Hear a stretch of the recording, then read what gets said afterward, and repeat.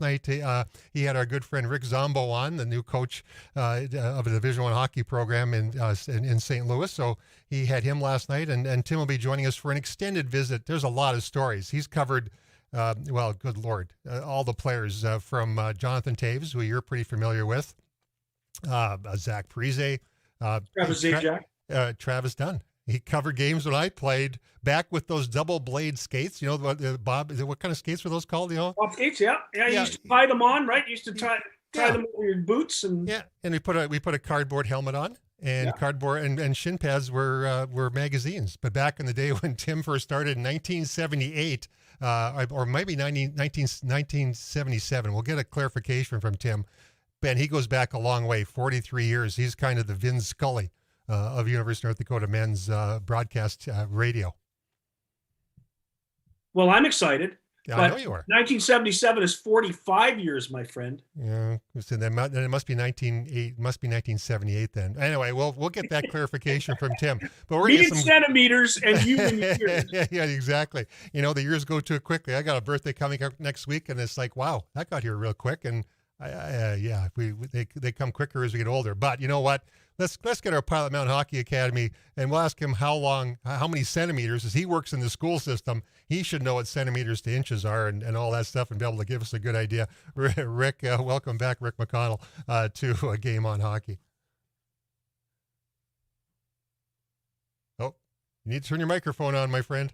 Anyway, well, he gets that straightened out. Well, he gets that microphone straightened out. He's got to click that little dot in the corner.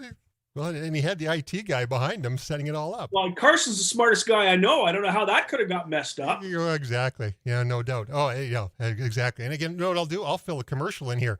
Nilles Law Firm, established in the early 1900s, the Nilles Law Firm provides legal services in more than 10 areas of practice, including business and corporate law, estate planning, wills and trusts, probate, commercial litigation, adoption services, as well as real estate. A division of Nilles Law Firm is Northern Title, which provides complete closing and escrow services along with title insurance policies for all types of real estate transactions in North Dakota as well as Minnesota. Call Nilles Law Firm at 701-237-5544 or look them up on the World Wide Web at nilleslaw.com. We appreciate their sponsorship, and they re-up for next year, Scott, so that's a great thing to know. We got I'm pretty excited about that. That as well as Around the Rink on 740 The Fan on Saturday morning. So we appreciate Nilles stepping up and being a valued sponsor of Hockey Conversation. And with that, Rick, microphone's on. You're ready to rock and roll? Uh-oh. He's still okay. Well, we have dead air in Pilot Mountain. There must be a lot of snow in Pilot Mountain. You know, maybe that's so there must be a lot of snow. He's nodding his head with that one. Well, tell you what we're going to do. We're going to take a quick break. When we come back, we'll start that conversation with Rick, and he'll get his microphone. Usually it's us having the problems, Scott, so I feel better today already. Quick break from the Nilles Law Firm studio. You're listening to Game on Hockey on the mighty 790 KFGO and 104.7 FM.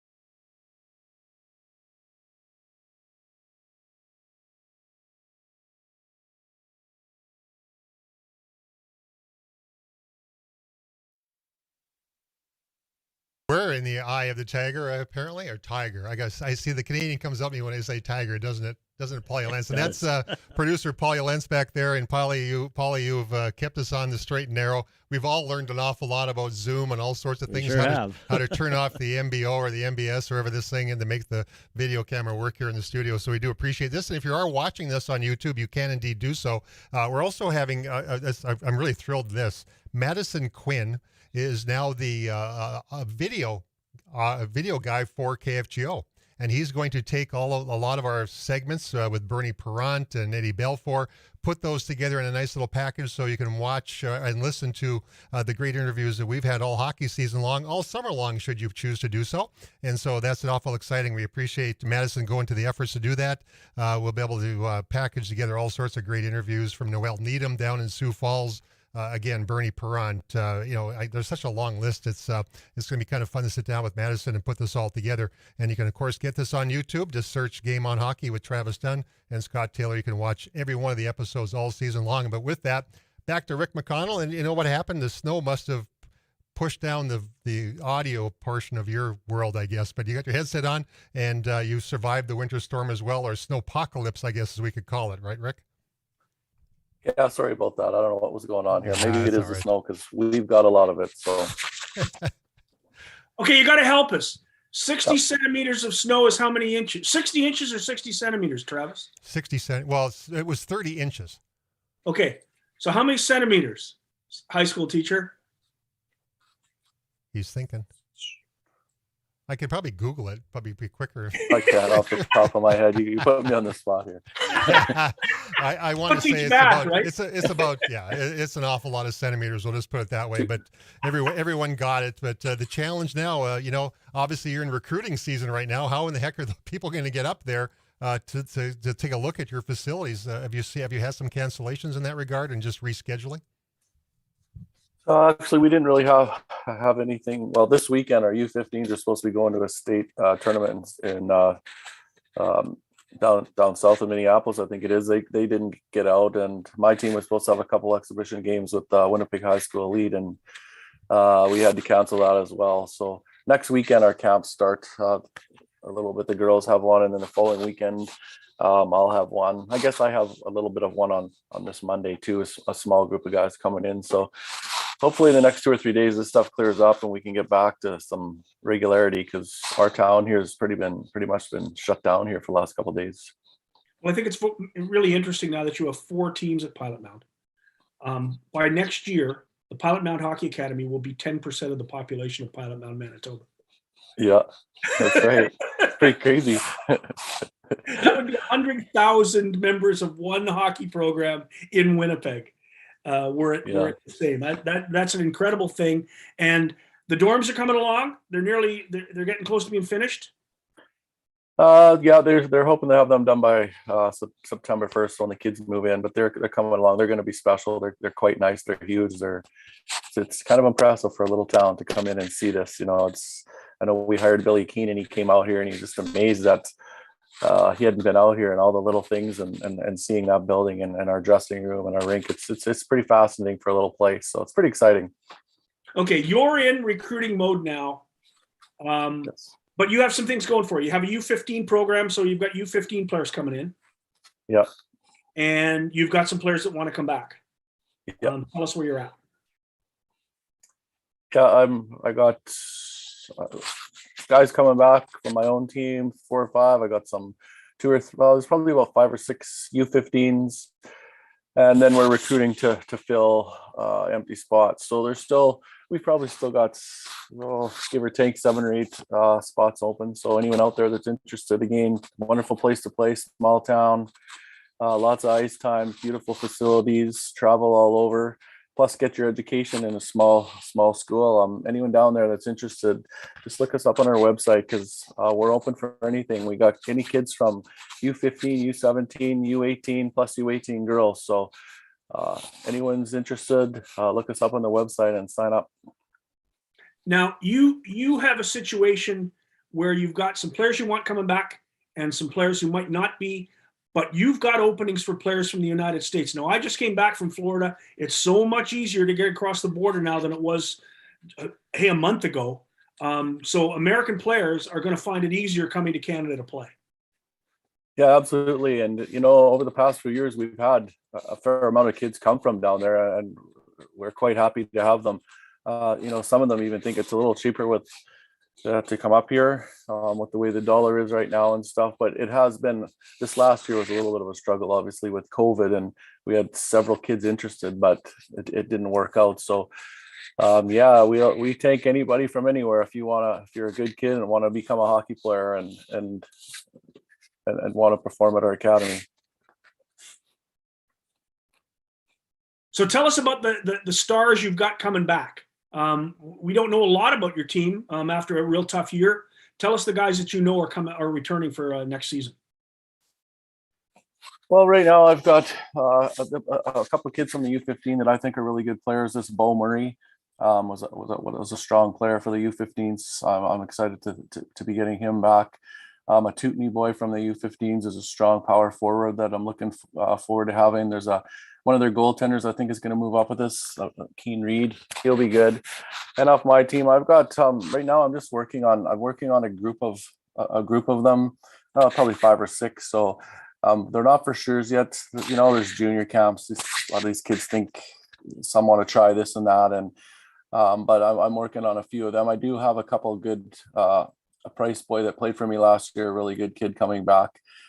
So it's a work in progress. I haven't had a lot of verbal agreements, but I got to get them finalized before I know exactly where we're at. But I've had good conversations with a lot of these kids, so I'm excited. I think we're going to be in good shape. We're working to be stronger than we were last year, obviously. So we got our work cut out for us. Rick, tell us about a normal year now with kids who would come up from south of the border, obviously. How much travel will be a normal year down here to tournaments in Alexandria, Minneapolis, and so on? So they'll be in their own backyard a few times, won't they? Oh, absolutely. In the past, we've probably gone down on a regular year. We might go down there 6, 7 times. We play in Blaine, Minnesota quite a bit. Chicago, Detroit, Coeur d'Alene. For a few, and then depending on other tournaments and stuff. But we do. Blaine hosts a lot of events, so we're down there quite a bit. They got a lot of rinks there, so that's a good place to go too. So yeah, lots of travel, and that's what we tell the kids. You often get a chance to play at home. You get a chance to play in your own country, so that's kind of cool. It's cool for our kids to go down there too. Absolutely. Hey, well, Rick, you know what? It's been a pleasure. All hockey season long. We got the microphone thing figured out. I actually was on mute. Yeah. So I do appreciate you jumping on board, painting the picture of how great Pilot Mountain Hockey Academy can be, and a great choice for any hockey player, North Dakota, Minnesota, Montana. Hey, and Manitoba, you're listening up there as well. A good option, and new facilities, exciting times ahead at Pilot Mountain Hockey Academy. Hey, thanks for having me, guys. Thanks. It's been a great year, Rick. Thanks a lot, man. Have a great summer. Thanks, guys. You too. All right. Well, we sure appreciate that. And Scott, that's just, the things you'll learn. Again, Pilot Mountain, Manitoba has a population of what, 500, 400? 800 maybe. 800. Counting the hockey team. And the guy that starts the hockey academy worked at Shattuck St. Mary's and helped build that program. How much credibility is there? Well, there's a lot. And his daughter, of course, Delaney Collins, who was a member of Canada's national team, is an ambassador of hockey for the Nashville Predators. So we're not talking about small town stuff. It's a small town with a small town feel and a small town school and that small town life. But the people who run it are pretty big time. And of course, they've just hired Billy Keane, who's part of that Keane family with Mike Keane, who was 3-time Stanley Cup champion, and Jackson Keane, who played at UND. That program's getting bigger and better as the years go on. Absolutely. And with that, we open the gate and let in, as I call him, he's the star of Hennessy on Hockey on Wednesday nights. His last segment was last night with Rick Zombo. We'll talk about that conversation with Tim. But he's also a star of the reality radio show called University of North Dakota Men's Hockey that runs Fridays and Saturdays. And Scott and I were arguing back and forth, not arguing, but our math isn't very good. How many years, is it 43 now, Mr. Tim Hennessy? It's been 43, complete, 43. Ready to go 44. Oh man. And how did the conversation go with Rick Zombo last night? It was good. He's, it was interesting, some of his takes, especially on the transfer portal, right? He calls it the waiver wire. And I see he's picked up a few guys already off of that, but it was interesting his comments on at the university and the president and the athletic director and how things weren't going good. In fact, he thought he was going to get dumped, right? And then all of a sudden the president called him. He said, I never get a call from a president. And the president called him and said, we're going forward with your D1. So I think it's kind of been a whirlwind for him. It's a whirlwind now, Tim, for NCAA Division I hockey. When you started, did you ever think there would be a team in Arizona? Did you think there'd be a team in, well, Huntsville? I mean, we're talking a level of hockey that has grown dramatically over the last 43 years and is growing now almost monthly. Yeah, what do we get now? We're getting Lindenwood, we're getting Augustana from Sioux Falls, we're getting Utica College, I think. Yeah. There's got to be another one somewhere. There is another one. It's up to 64 or 65 at this point. Yeah, that I forgot about or haven't really looked at. Utica, I guess, is not quite there. Robert Morris is coming back. Yeah, that's right. After they've been out for a while. No, I guess we always would have thought that would have been a good idea to have, we've always thought it would be a great idea to get the Pac-10 involved in hockey. And I think in the end, in a few years, we might see that happening with Arizona State, and they've got their new arena and everything else going on there. So we may see some more from there. Illinois, I don't know what they're doing, dragging their feet there, but we thought there'd be an announcement there. But no, I always thought it was just a close-knit group, the WCHA, and wasn't even hockey. I guess it was Hockey East at one point when they had the interlocking schedule with the WCHA. So spent a lot of time in Boston during that, but never really thought that it would expand and explode the way it is. But I think they're finding out people love it and they can make some money. How many teams were there when you started? Boy, I don't know. You had the CCHA, and I want to say there may have been 10 teams in there. ECAC obviously has been all around, and of course they never start until November. They didn't. Then you had the WCHA and Hockey East. I can't even remember when it wasn't called Hockey East. Way back when Louis Lamorello was at Providence College and as the coach at Providence College, and then later the athletic director there. So there probably was maybe 40. I'm guessing. I'd have to go back and count them, I guess. That's the voice of Tim Hennessy, very, very familiar one on the mighty 790 KFGO and 104.7 FM, covering UND men's hockey for 43 years. Let's turn that clock way back. What was the very first hockey game you ever called as an announcer? Was against North Dakota, Northern Michigan. Really? At Ralph Engelstad Arena. It was like halfway through the last season for Rube Bjorkman, and they lost to Northern Michigan. I think that was the end of it. Carl Miller was the athletic director at the time, and I think he went down after that one and said, hey, because Northern Michigan, I think, was like in their first or second year, something like that, and they lost to them. So that was the first games. It was in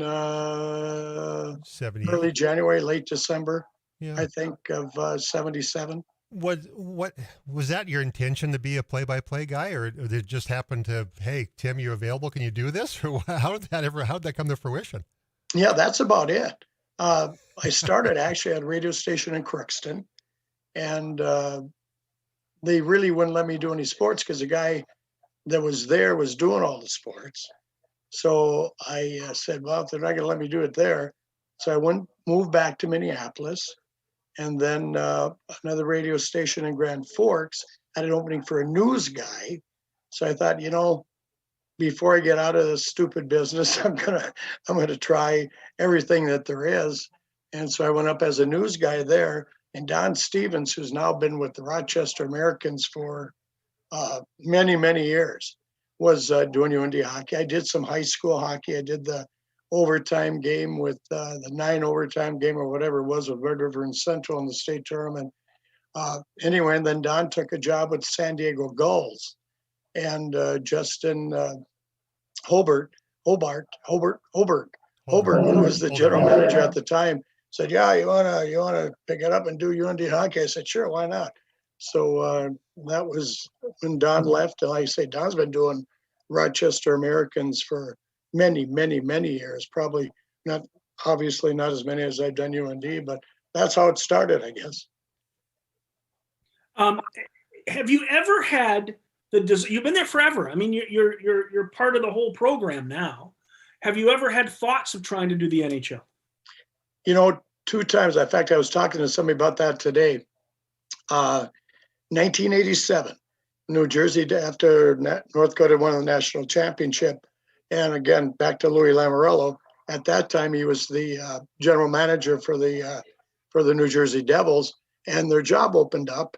And actually, Marshall Johnston, who was at Denver as a head coach, and then he was with New Jersey, and he called me and he said, "Why don't you get in here and get this job?" So I called Louis, and he set up a meeting, and he flew me out there to New Jersey.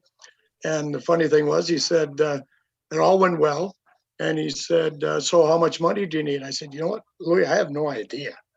And of course, Louis still got the first nickel he's ever earned. He said, "Well, let's check, see what the other guy, the last guy made." So he went and got his contract, and he came out and he said it was $62,000. I said, "Okay, good for me." So he shoved me in a limo and back out to the airport and back here to Grand Forks. And about 2 weeks later, he called me and he said, "Tim, we decided to go a different direction. We're going with Chris Moore." And at the time, Chris Moore, Wisconsin had 2 stations doing their games, and Chris Moore was doing one of them. And it just so happened his wife happened to be an attorney, but and so I said, "Well, okay, what can I do, Louis, right? I mean, that's the way it is." He said, "Yeah, sorry, but this is where we're going to go." I said, "Okay, fine." Well, the guy who was did the radio for the other Wisconsin station, who now Jack Swanson, who I don't know if he still owns the station in Roseau. Anyway, Jack called me and he said, "Were you in on that Devils job?" And I said, "Yeah." He said, "What happened?" I said, "Well, I don't know. Louis just called me and said, we're going a different direction. We're going to Chris Moore." He said, "Chris took the job for $40,000. So no, I didn't know that, but like you say, his wife was making good money and everything, and I think he just wanted to get into it. And then he ended up being with Florida Panthers and a few other jobs after that on ESPN radio. But so there was that one, and then the Minnesota Wild job. When they came, when they started, I called Bill Robertson at the time, was general manager, and he actually called me because he had a few people, and Travis, Scott Hennon, and his dad back then, God rest his soul, he kept bugging Billy Robertson, saying, you gotta talk to this guy. You gotta talk to this guy. And so I went down and talked to Billy Rob, and he lectured me on, if you get this job, you've got a family, and you're going to be in, you're going to be someplace where you can be gambling, drinking, doing all this other stuff. Do you really want to do that? I said, "Yeah, I'd love to do it." So anyway, about a week later, he called me and he said, "Yeah, Tim," he said, "we're going to tell you what happened." He said, Bob Kurtz, who had done Twins games and North Star games back then, and was out on the East Coast doing Bruins and everything else, and had worked for CBS for the network for a while. He said, "We were going to hire Bob to do television." And Bob said, "No, I want to do radio." So he said, because of his connections, blah, blah, blah, blah, blah. So they hired Bob Kurtz to do the radio. So that was the two chances I had. And at one time, way back when, I can't remember when, they wanted, somebody called me and offered me a job to color for the Winnipeg Jets back then. Who was the guy? Travis, who was the guy? Well, it would have been Nicholson, or it would have been who used to Kirk Keelback. Kirk Keelback. Yeah, Kirk Keelback. Yeah. That was it. To work with Kirk Keelback. But the thing was, when you went the difference between the Canadian money and American money, there's no way I could have afforded that. Yeah. So it's interesting. As a former teammate of mine, Jordy Douglas, who I played minor league hockey, he played for professionally. he ended up being the color guy with Kurt Kuhlback for a number of years. And, it's funny that 1 degree of separation. By the way, listen to Game on Hockey on the Mighty 790 KFGO on 104.7 FM, the finale of the 29-week season. And we saved the best to last. The voice you hear is Tim Hennessy, the voice of the reality TV show, University of North Dakota men's hockey, and of course my partner Scott Taylor each and every week. Did you have an agent back in those days at all to have these conversations? Because nowadays it would be multiple layers, obviously. No, I never did. I talked to, Justin Duberman a few times, and, he said, "Hey, you want me to, feel around for you or whatever?" And I said, "You know what, Justin, the New Jersey job would have been good. I was young back then in '87. And the only other place I would have went was because I'm from Minneapolis, that I would have, that's why I was interested in the Wild job. Other than that, I didn't have any ideas about moving somewhere and getting into that whole fray. So I never had an agent. I can't remember the guy. Jeez. And he was a big timer back then. Anyway, he asked me a few times. So he said, "Well, you want me to look around? You want me to look around?" I said, who needs it, right? Absolutely. And Duber especially, because who could trust that guy? Yeah, Justin Duberman, a former UND hockey player. He was the Russian killer, remember? Yeah, I got that right. Well, I think the only goals he ever scored was against Russia. we're gonna continue this conversation after the break. So stay tuned. There's still lots of fun and frivolity to go on with this group. That's Tim Hennessy. He's Scott Taylor. I'm Travis Dunn. This is Game on Hockey in the Mighty 790 KFGO and 104.7 FM.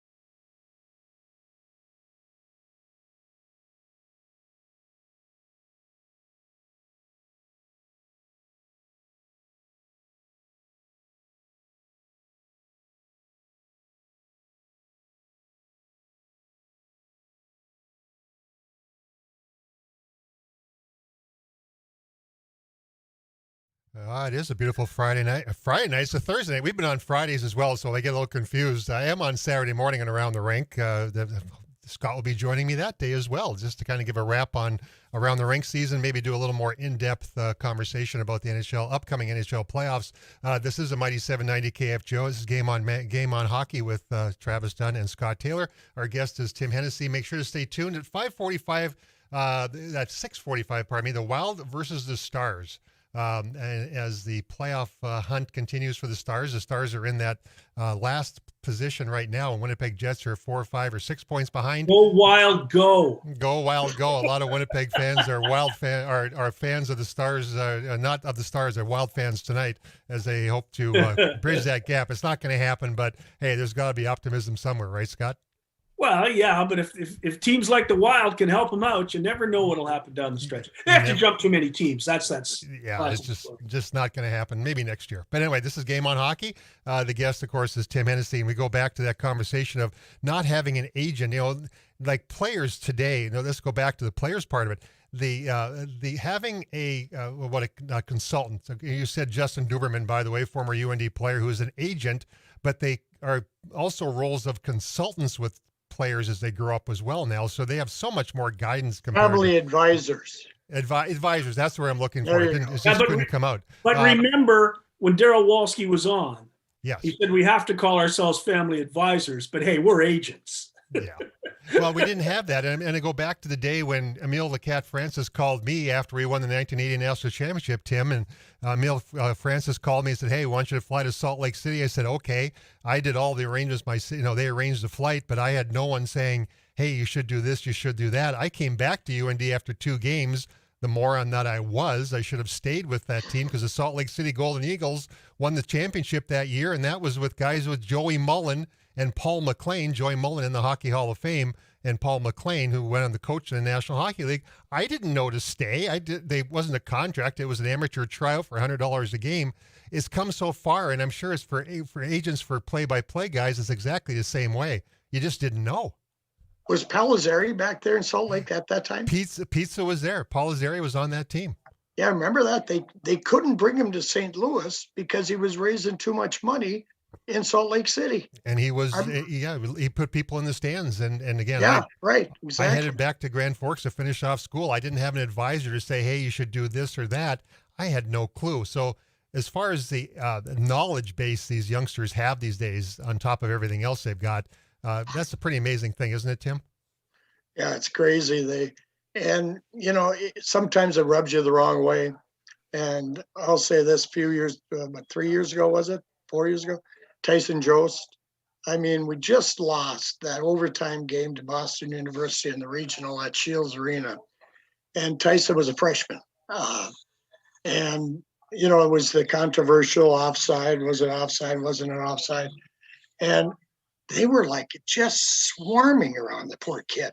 I mean, the kid, when you spend a year with your teammates and everything else, and you go through something like that, let the kid cool down a little bit. But they were just like a swarm on him. And I thought, are you kidding me? Well, ended up, and he's told me, because he's been on Hennessy on Hockey, and said that, maybe, you don't want to look back and say he made the mistake. And he didn't say he made a mistake, but he said, maybe I would have done things a little bit differently, but he was getting a lot of pressure. And that's what kind of irritates me a little bit, is how they turn the screws on those kids, because they're going to end up making money, right? The agents are, so are the players, obviously, but geez, give the kid a little room to breathe. My goodness. 43 years behind the mic, who's the most, let's say, surprising player to you to have made it in the National Hockey League? Well, that's a great one, Scott. I don't know how far. Phil Sykes was one, but I don't know if that was a surprise. He was a walk-on, recruited walk-on to UND, and ended up having a pretty nice NHL career. Kind of knew Dougie Smale was gonna be okay. He was he was a good one, that's for sure. And then just recently, I would say maybe somebody like Drake Kajula, Troy Stetcher, guys like that I think if Drake didn't have so many injuries. And I don't understand why people don't give Stetch more of a chance than he is, because he was the kind of kid that when I saw him the first game and he came to UND, not highly touted or anything, and watched him play that first game, I said, gosh, am I going to love watching this kid play for 4 years? Because he was fun. He was aggressive and wasn't afraid to play, wasn't afraid to make a mistake, and just got after things. So that was a little surprising, but man, I'd have to go over rosters for crying out loud. Was a walk-on, right, at UND? Yes, he was. He was recruited to Wisconsin as a football player and decided to come to North Dakota. Travis probably knows more about his story, but I was telling you, Scott, during the break that my favorite story from Letty was when he signed his second contract, and he signed for $900,000. At that time, a player like him was like, you get $1 million, right? And I talked to him, I said, Letty, I said, you should have got $1 million at least. He said, no. He said, the more they pay you, the more they expect from you. Which I thought was classic at the time, right? And he's a classic. They go at the Hockey Hall of Fame wants his shin pads, and he will not give them unless he gets into the Hockey Hall of Fame himself. So like Ocean shoulder pads, right? Yeah, exactly. The classic and Butch Goring's helmet. Yeah, same difference. Right? Through their faces. You're not getting my helmet unless my head's in it. Yeah, and a funny story. Craig Ludwig on his first day, that was the first time they started doing dryland training at UND was when Gino Gasparini came on board. There was no dryland training in September, 100-degree heat typically, and we were out carrying guys on shoulders. Someone had the unfortunate opportunity to carry him on a 50-meter or 50-yard run, and Howard Walker too, and those guys are 225 pounders. But we looked at Craig Ludwig. He was working out on one of the machines. And we had a little universal gym in a dressing room. Remember, Tim? And he was lifting as much weight as he could. And we looked at him like, who is this freak? You're right. He was recruited to play football, walked on at UND, and from there progressed rather nicely. A couple of NCAA championships, and all the rings and everything else into the National Hockey League and 2 Stanley Cup rings. Travis, I got to tell you, you talk about Howard Walker. Yeah, I got to tell you a great story here. It's kind of off color a little bit, right? Yes, that's all right. But I'll clean it up. Yep. So I'd never met Howard, right? And I'm down on the bench for practice. He's sitting on the other end of the bench, and he looks over at me and he goes, "Can you throw me a water bottle?" So I grabbed the water bottle and I throw it over. I say, "Anything else I can get for you, Howard?" He says, "Yeah. Do you got any sisters that put out?" For lack of a better way of putting it. Howard. Oh yeah, that's Howard. Yep. And Howard kept saying, and me in practice, Travie, you and me one day we're going to go. And I prayed that day would never come, because I would not have survived. You didn't want to do that. One of the toughest dudes ever. And Dave Richter, and Scott will know this name, Dave Richter from Winnipeg, played at University of Michigan. The infamous fight between Howard and Richter. Boy, oh boy, talk about a Titanic battle. Well, now that was at the same time Letty went over and bruised a bunch of guys and then ran back to the bench and jumped on. Well, there was a kid from Kenora, Ontario, who played for Michigan. I don't have his name, and he was about 4 inches shorter. And Lutz kept saying that he was lipping off at me, like, "Come on, let's go." And Lutters didn't want to do it. He didn't want to go with the kid, but the kid finally pushed him to the point where he did. Lutters basically pummeled him, right? And he went back to the bench and sat down, but the referees were focused on the fight with Ludwig and with Howard and Richter more. Remember, that was on ESPN. And the guys in ESPN went nuts. He said, "Watch Ludwig. He comes in and he throws about 10 punches. And now over in the bench, we're holding his stick like he never was." He destroyed the kid. He absolutely destroyed him and never got a penalty because he sat down beside me on the bench. I opened the gate. He sat down. And the referees didn't know he did it, and he never got a penalty. So, go back to hockey the way it was then. But Tim, that's the voice of Tim Hennessy. This is Game On Hockey with Scott Taylor and Travis Dunn, the finale show after 29 weeks. You talk about the change of the game, though, Tim. Some of the stuff back in those days, maybe a little over the top. 82 in Wisconsin, a time that's not the most proud in UND history. That, of course, is on YouTube, and that'll go on to live in infamy. But the game today, compared to what it was then, Tim, such a different game for you to call, isn't it? Oh, man. It's, it was, when I looked at the stats not long ago, and Bobby Brink had, I think, 53 points, was leading the nation in scoring. Good player, great player, Bobby Brink, now with the Flyers. And I thought back, I went, You know what? Bobby Joyce had 52 goals in 1 year, and this guy's leading the nation in scoring point totals. It's an entirely different game that way. There's no doubt. And there isn't, to a point, there isn't some fun things. And I'll never forget Gino's first game as a coach and playing Minnesota in Minot, and it ended up in a brawl, right? You remember that, right? I was there. And it's a big brawl. And I'll never forget coming down from the press box. I'm going to walk over to the UND locker room, and Herb Brooks was coaching Minnesota at the time. Mm-hmm. And Herb walks by me and he looks at me and he says, "Listen, you tell that little wop if he thinks he's coming into this game and pull that kind of crap, it ain't gonna fly." And I said, "Why don't you go tell him, Herbie? I'm not gonna tell him that." Oh boy. But that was one of the funnier things ever. But it is an entirely different game now. And back then, you probably your third, even fourth line guys, I don't know if they could play today, because everybody is very good. I remember I used to tell my son when he was playing high school hockey and all his buddies, and they'd say, "This guy for UND, the so-and-so, he sucks, he can't play." You know what? You're playing at that level, you're playing at UND, you don't suck. There's just some of them are better than you, better than them, but there's nobody out there on that ice that sucks.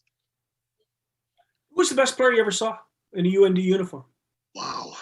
If you're talking about total player, oftentimes people say college player, pro player, but I think for both, and I think I've told Travis this, I think Troy Murray, that kid, when they dropped the puck, he'd knock the centerman on his ass, and then he'd go get the puck and go in and score. And I mean, I really think two-way player, best player, pro, college, I'm going to have to go with Troy Murray. He threw the greatest body check in World Junior Hockey Championship competition. Canada's playing Russia in Winnipeg. The Russians are playing really well, and they're taking all sorts of chances. Troy Murray drills their captain right through the back end of the boards, almost into the Zamboni. And from that point forward, it ended 7-1 Canada. The Russians just were frightened to death of that guy. I mean, he was a guy who could play every type of game. Yep. Just not score, but he could hit. He was fearless. He'd go to the front of the net. He'd go to the front of his own net. He was a different breed at a time when teams were scoring 7 and 8 a night. Yeah, he was, he was special. He did, like you say, he did it all. And then he ends up going where? Blackhawks, winning a Selke trophy and scoring 40-some goals. Right. He had 99 points the year he won the best defensive player in the National Hockey League. Yeah. But again, that's also a change in that league as well. He wouldn't score 99 points probably in today's NHL, would he? Not in 2 seasons. No, yeah. Probably not. Probably not. Absolutely. Well, because he'd be the third line checker who would check the other team's best line at home every night. Like he'd check Crosby, he'd check McDavid, he'd be that guy, and he would shut them down. By the there way, you go, right there. Yep, absolutely. Troy Murray, 19. Yeah, that's right. And Troy Murray doing a little battling right now, and I have one of those as well. And we hope his battle's going well. Any updates at all, Tim? How he's doing? No, actually, I haven't talked to him for probably a month or so. So okay. I see him all the time on social media with his daughter Phoebe. Yeah, absolutely. But talk about the best lines. You've interviewed all these guys for many, many years. By the way, this is Tim Hennessy, 43 years behind the mic for University of North Dakota men's hockey. The best line ever, I think, is the teammate of Oshie and Taves who won the Hobie Baker Award. Please share that story about the acceptance speech that he gave that particular day. It's the greatest line ever, Travis. He was in St. Louis, and Ryan Duncan was, what a goal scorer. And he's kind of like Reese Gaber to a way right now, if you want to go to the guys that are playing right now, but in his little slot there. But he wins the Hobie Baker. They announce him, and he comes up and says, "You know what? I wasn't even the best guy on my line, let alone college hockey," because he played with Oshie and Taves. And at that point, he probably was right? Correct. Absolutely. Well, Tim, You've done it well for 43. We'll look forward to 44. You know, in the last week, look how much news there's been. How much excitement do you carry for next year already? We're going to Vegas, which I'll be there, by the way, and Scott will be there as well. But destination game next October, a hockey team now that's been like rebuilt in a week. Talk about it's the crazy. excitement. Isn't it amazing? Yeah, just like today, I see Colt Spicer Yeah. decommitted. Yeah. Because they just have to, I think really what happened, Travis, was I don't think the coaching staff expected Mark Senden and Gavin Hain to both come back. Yeah. And both decided they were going to come back, and they welcomed them back. And all of a sudden, you don't have it in many, you had some holes before, now you got to put some more in there. They already got the farmer kid from UMass and then the goaltender from Michigan State, but room for forwards, and Colt Spicer wanted to come this coming year, and no room in the inn. Yeah, you'll find a good place to play. Probably end up playing it for Duluth. I'm anticipating Duluth is where he ends I up. wouldn't be surprised. I wouldn't be surprised. And nothing will surprise us better than you coming back next year and doing a great job, as always, with your partner, Ole Olsen, on the microphone. Yes, you guys. Let me say this. Yes. I've never met Scott. I've listened to a lot of your guys' stuff. I respect you so much. Very, very intelligent, very hockey wise. And you really entertain me every time I listen to you guys. And I appreciate being on with you, Scott. Wow. I take Thanks, that Tim. as Appreciate that. Thank you. high compliment coming from the best. Tim, have a good few days off before you start hockey season. We'll see you up in the big city of Grand Forks one of these days. And thanks for joining us for an extended segment on our finale season of the year. Really appreciate it. Thanks, guys. I really appreciate it. We'll do Thanks, this again. That's the great Tim Hennessy, play-by-play voice of the reality TV shows, or radio show as we call it, University of North Dakota men's hockey. Well, we'll take a quick break. We come back. Scott and I are going to wrap up the year. We'll have about 3 or 4 minutes to talk, and we'll send it off. Hopefully summer will be here soon. But you're listening to Game on Hockey with Travis Dunn and Scott Taylor on the Mighty 790 KFGO and 104.7 FM.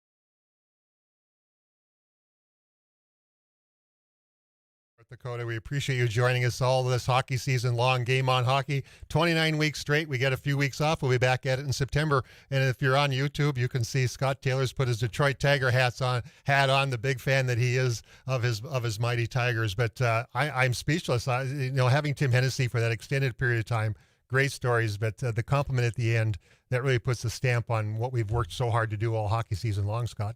Yeah, it was really impressive, and I thank him so much for that.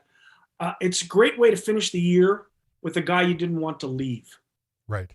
I could have listened to Tim Hennessy all night long. I'm kind of disappointed for the audience now that they get us to finish. Tim Hennessy was tremendous. That was an outstanding part of the year. And we had a number of those. We had Alex Ponovic. I didn't want him to leave. Right. Tim Madigan, didn't want him to leave. Bernie Perrant. Eddie Belfour was sensational. The night we had on the Hercus Circus. You remember that? What a great night that was. Yeah, it was. Jackson Keene was tremendous when he was on. The female players we had this year and female broadcasters we had this year, we got to get Leah Hextall back on. She had a really rough year in terms of hockey fans because it's tough to be a woman trying to do play-by-play in the National Hockey League. Yeah. And I really want to talk to her in September before her season gets really rolling because I want to know how she came through that without PTSD. That was a real tough year for Leah, and she's just a tremendous human being and was outstanding on the show. I mean, we had a star from Marvel, star from ESPN, the husband and wife broadcast team of the NCAA championships, voice of UND hockey for 43 years. We had the guy who wrote the Fred Rogers book that became the Fred Rogers movie. Yeah. Madigan. And plus all of the hockey people that graced our show and the coaches from Augustana, Arizona State, Linden Wood, Western Michigan. The night with Andy Murray was a tremendous night. Yeah. Boy, can he teach you a lot about coaching. Oh, boy. This has been a wonderful, wonderful year. And I guess we have an announcement. We're coming back. Yeah, that's what the announcement is. You are coming back. Nilles Law Firm is agreed to sponsor again next year. So from the Nilles Law Firm studio, that'll be what we'll be carrying on that tradition. We're adding that to my Saturday morning show Around the Rink on 740 The Fan. So that will continue on as well. You're right. And the fun thing about this is Madison Quinn is going to package this all up beautifully with some nice editing and all that stuff with Eddie Belfour and Bernie Perrant and all of our great guests. Alex Ponovic, he's already done that. So if you go on Game on Hockey with Scott Taylor and Travis Dunn, you can search that and listen to Alex's conversation, edited down with the logos and all sorts of real fun things. So we're adding some nice touches to it. And the Zoom part of this equation too, Scott, it adds an awful lot to it, doesn't it? Well, yeah, I think as a viewer, you want to see radio as much as you want to listen to it. I mean, it's great to be in your car driving across North Dakota, coming to a UND Fighting Hawks game. That's one part of this, but there's also an opportunity to see Tim Hennessy. There's probably been a lot of people in North Dakota who've listened to him, in Minnesota who have listened to his broadcast, never seen him before. And we had Tim on tonight. When we get movie stars on, it's great for people to be able to see them while we do the show. And I was so impressed this year with the female players we had. We had Kristen Campbell, who was tremendous. And next year we got.